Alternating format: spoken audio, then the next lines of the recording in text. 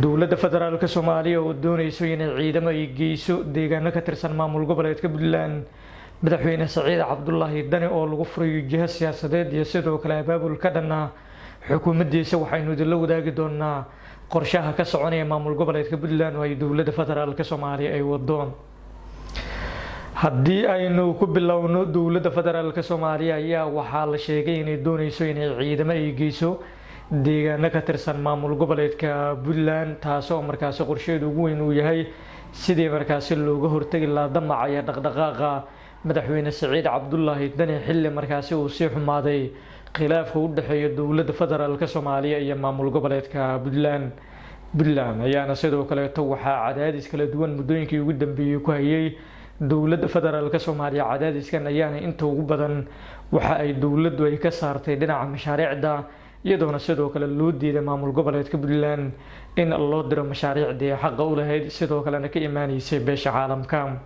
talabadan ayaana sidoo kale waxay la xiriirtaa xilli markaasi la doonayay in wada hadal iyo sidoo kale waan laga dhex bilaabo xukuumadda madaxweyne Saciid Cabdullaahi Dani iyo sidoo kale madaxda ugu sarreysa dowladda federaalka ee Soomaaliya hase yeeshee dhammaan waantaasi iyo sidoo kale wada hadalkaasi ayaa maalmihii ugu dambeeyay waxa ay ahaayeen kuwa markaasi natiijo laan kusoo dhammaaday dowladda isu tagga Imaaraadka Carabta ayaa iyadu waxay doonaysay in ay si gaar ah wakiil ugu noqoto sidoo kalena mas'uul ugu noqoto in markaasi la kala dhaxgalo xukuumadda Saciid Dani iyo sidoo kale dowladda dhexe ee Soomaaliya dhammaan ujeedooyinkaasi iyo sidoo kale hadaftaasi waxay noqdeen kuwa markaasi fashil kusoo dhammaaday dhinaca kaleetana magaalada Garowe ee xarunta gobolka Nugaal waxaa maalmo ka hor halkaasi gaaray xasan shire abgaal kaasi oo hore markaasi ugu soo mid noqday golaha wasiirada xukuumadda Saciid Cabdullaahi Dani hase yeeshee markii dambe waxa uu noqday musharax u taagan qabashada xilka madaxtinimada ee maamulkaasi inkastoo markaasi looga guuleystay xasan shire waxa uu sheegay in Puntland ay wajahayso mid ka mid ah dhibaatooyinkii ugu darnaa sidoo kalena ay tahay in xilligan la badbaadiyo ay u istaagaan siyaasiyiinta iyo sidoo kale dadka waxgalku ah deegaanada maamulkaasi sida uu sheegay xasan shire abgaal xasan shire ayaana sidoo kale waxa uu sheegay in madaxweyne Saciid Cabdullaahi Dani uu isaga si gaar ah markaasi isugu soo xiray eelaboorkii markaasi ku yeelay magaalada Boosaaso muddo dhowr bilood ayuuna sidoo kale halkaasi uu fariisin uu ku dhigtay sida uu markaasi uu sheegay xasan shire abgaal oo horey markaasi u soo noqday wasiir ka tirsan maamul goboleedka Puntland waxa sidoo kale magaalada Garowe uu markaasi uu kaga dhawaaqay badbaadinta maamul goboleedka Puntland iyo sidii markaasi loo samata bixin lahaa waxa uu sheegay in kulamo kala duwan ay markaasi ka bilaabayaan magaaladaasi taasi oo lagu bilaabayo wada hadallo iyo sidii markaasi loo badbaadin lahaa maamul goboleedka Puntland waxa uu sheegay in dowladda dhexe ee Soomaaliya laga xiray dadka reer Puntland sidoo kalena aynan ahayn tallaabadaasi mid wanaagsan isagoona sidoo kale ku tilmaamay in tallaabooyinka khaldan ee uu qaadayo madaxweyne Saciid Cabdullaahi Dani ay yihiin kuwa markaasi aanan lagu sii fiirsan karin waxa uu sheegay in muddo sanad iyo 9 bilood uu ka maqnaa deegaanada maamul goboleedka Puntland sidoo kalena uu ku sugnaa gudaha iyo sidoo kale dalka dibadiisa inkastoo uu sheegay inuu haatan markaasi u tagay magaaladaasi sidii markaasi loo badbaadin lahaa loona samata bixin lahaa dadka reer maamul goboleedka Puntland isagoona sidoo kale sheegay in aanan lagu daawan karin dadka ku nool deegaanadaasi dhibaatooyinka markaasi ay wajahayaan waxa sidoo kale uu sheegay in shaqaalihii rayidka ahaa iyo ciidamadii maamul goboleedka Puntland ay 6 bilood ugu dambeeyay aysan wax mushaar iyo wax xuquuqaad aysan qaadanin sidoo kalena ay tahay in lagu xisaabtamo xukuumadda madaxweyne Saciid Cabdullaahi Dani sidoo markaasi uu hadalka u dhigay wasiirkii hore ee maaliyadda maamul goboleedka Puntland xasan shire abgaal xasan shire waxa sidoo kale uu sheegay in isaga kaliya uusan ahayn balse ay jiraan siyaasiyiin kale oo ka soo jeeda deegaanka sidoo kalena maalmaha soo aadan markaasi la filayo inay gaaraan maamul goboleedka Puntland talabadan ayaana sidoo kale waxa ay tahay mid cadaadis lagu saarayo madaxweyne Saciid Cabdullaahi Dani maadaama ay soo dhowdahay doorashadii madaxtinimada ee Soomaaliya doorashadan ayaana sidoo kale waxa la sheegay in la gudagalayo sidii markaasi u qabsoomi lahayd loona qaban lahaa inkastoo markaasi warar hoose oo soo baxayo ay sheegayaan in dowladda federaalka Soomaaliya ay doonayso in ay gudagasho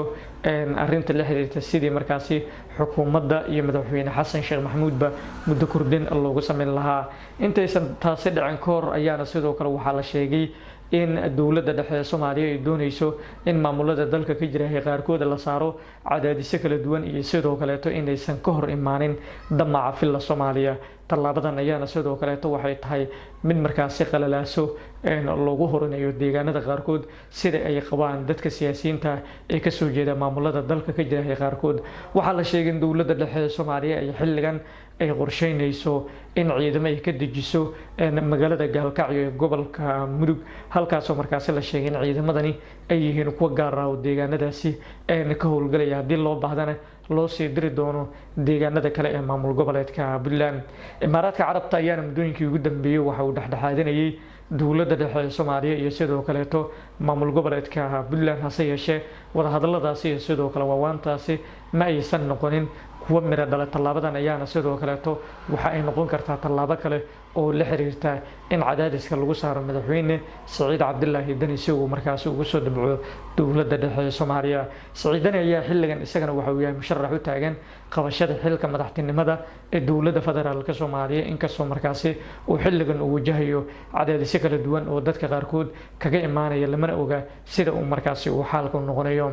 Waxay dadka ka faalloodahay arrimaha siyaasadda ee qaarkood aaminiin in dowladda dhexe ee Soomaaliya ay markaasi ay siyaasiyiin ay ka dirayso magaalada Muqdisho kuwaasoo deegaan ahaan iyo reer ahaanba ka soo jeeda maamul goboleedka Puntland si markaasi cadaadis lagu saaro madaxweyne Siciid Cabdilaahi Dani iyo sidoo kaleeto dadka ka duwan aragtida siyaasadda ee markaasi ku sugan deegaanada maamul goboleedka Puntland. Puntland ayaa iyadana dhinaceeda waxay wadaa tallaabooyin kale oo ay kaga hortagayso arrintan, iyadoona sidoo kaleeto siyaasiyiinta qaarkood ba laga diiday in ay tagaan in deegaanada maamulkaasi. Lama oga sida ay markaasi tallaabadani u noqon karto mid dhaqangal ah iyo sidoo kaleeto in la aqbali karo. Waxaana sidoo kale dadka qaarkood ay markaasi qabaan aragtida la xiriirta in madaxweyne Siciid Cabdilaahi Dani aanan markaasi looga awood roonaanin amaba looga roonaanaynin midda la xiriirtahay in ciidamo markaasi dowladda federaalka Soomaaliya ay geyso deegaanada maamul goboleedka Puntland, balse dowladdu ay la imaato qorshe kale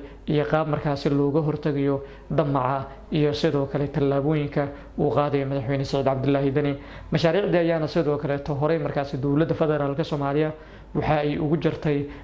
maamul goboleedka Puntland, taasoo golaha wasiirada qaarkood ee maamulkaasiba ay horey markaasi u cadeeyeen in ay markaasi u baahan yihiin in mashaariicda loo fasaxo maadaama maamulkaasi uu wajahayo dhaqaale la-aan baasan, ayna tahay in xilligan la badbaadiyo sida markaasi dadka qaarkoodba ay horey u sheegeen oo ka tirsan xukuumadda madaxweyne Siciid Cabdilaahi Dani.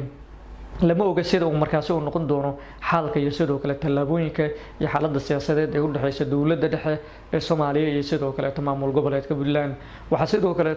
jiray dowladda Sutag Imaaraadka Carabta in iyadana ay doonaysay in waan iyo wadahadal laga dhex bilaabo dowladda federaalka Soomaaliya iyo sidoo kale maamul goboleedka Puntland, hase yeeshee waantaasi iyo sidoo kale wadahadalladaasi haatan ma muuqdaan. Dowladda ayaana sidoo kale waxay doonaysaa inay ciidamo ay geyso deegaanada maamul goboleedka Puntland. Waxyaabaha ka soo kordha dhaqdhaqaaqa mucaaradka maamul goboleedka Puntland ee ka bilaabeen magaalada Garowe, qorshaha dowladda federaalka Soomaaliya ay ku doonayso inay ciidamo ay ku geyso deegaanada maamulkaasi iyo haddii tallaabo ay qaado maamul goboleedka Puntland. Waxyaabaha ka soo kordhana halkan isha ku haya.